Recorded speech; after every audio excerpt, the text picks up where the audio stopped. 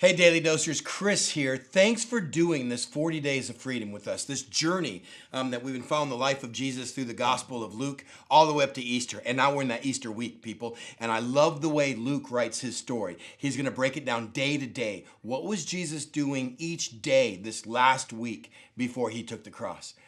And he gives us a short little snippet on a Monday. And it's one of the most interesting stories. I know we covered it a couple of weeks ago. Dr. Damian Easter covered it in our weekend service, so I can tread lightly on it because he did such a great job with it. But there's a little note here I want you to pick up. This is the Monday. What was on Jesus' heart and mind, the beginning of that Easter week, knowing that the cross was going to be at the end of this? And in Luke chapter 19, verse 45, it said, "Then Jesus entered the temple area and began driving out those who were selling. 'It is written,' he said to them, 'My house will be a house of prayer, but you have made it a den of robbers.' Now every day he was teaching at the temple, but the chief priests, the teachers of the law, and the leaders among the people were trying to kill him. Yet they could not find a way to do it because all the people hung on his every word." So the story that John put at the beginning to show us what Jesus was about, chronologically, Luke puts it at the end of this, saying, hey, let me tell you chronologically what happened that Monday going into the temple.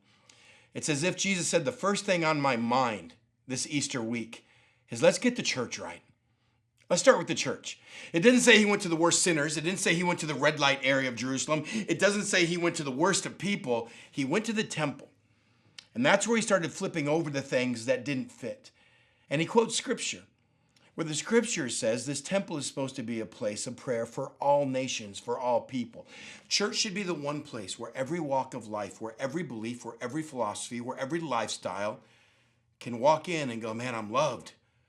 I'm accepted here. Not that all of our actions, not that all of our beliefs, not that all of our lifestyles are according to the Lord or accepted, but I as a person feel love in this place.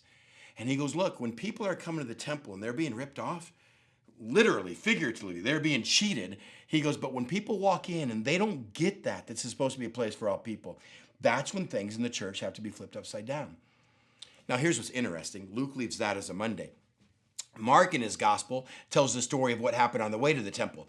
On the way to the temple, Jesus was hungry. It's in the morning. He hasn't gotten a good breakfast enough. And he goes up to a fig tree in leaf, although it wasn't the season for figs. And he goes up to it and there's no figs on it, so he curses the fig tree. And then he goes in the temple and he does this. So it seems like we just got a hangry Jesus and he just flips over stuff because he didn't get a good breakfast. But Mark says the next day on their way back into Jerusalem, the disciples notice that fig tree is withered and dead. It's this incredible picture that Mark puts with this scene. You said, what? It says it's not the time for figs, though. So shouldn't Jesus have known that? He goes, yeah, but here's the point. The tree was in leaf. The tree looked like it should have had fruit. So these two things go together, and Jesus is saying this, the very first day of Easter, with his actions, his attitude, and with his teaching. Don't pretend to be something you're not. Don't be disguised to be a place of worship for all people when you're not welcoming all people. Don't pretend to be a Christian with fruit. On the outside, you're in leaf. You look good when I know you don't have fruit. There's no use for a church that doesn't welcome people, and there's no use for a Christian that says, I love God, but can't love everyone. Maybe that's where we start on Easter. So here's what I need your help with. As one of the pastors here at North Coast to every North Coaster, and for all of you that are watching and listening that go to another church, I promise you, here's what your pastor needs help with. The next time you go to a service, the next time you go to a Bible study, the next time you set foot on campus, look for 3 others. Look for people that look like they might not fit in. Look for people that look like they don't have a crowd around them. Look for anyone that looks like they don't have a smile and they don't have a handshake coming their way. And can you go out of your way to make sure you say good morning, you say hi, hey, good to see you here? Can you be part of the welcoming? Can you be part of the temple that says we're all broken? We've all come in with problems.